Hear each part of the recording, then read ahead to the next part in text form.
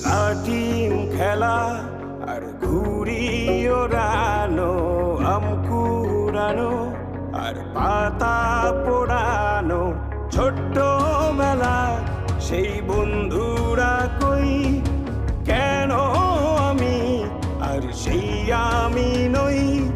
আজ অনেক বছর পরে খুঁজে ফিরি, কোথায় আহারে আহারে আহারে শৈশব, কোথায় হারিয়ে গেল যে আহারে কৈশব, কোথায় আহারে আহারে আহারে শৈশব, কোথায় হারিয়ে গেল যে আহারে কৈশব।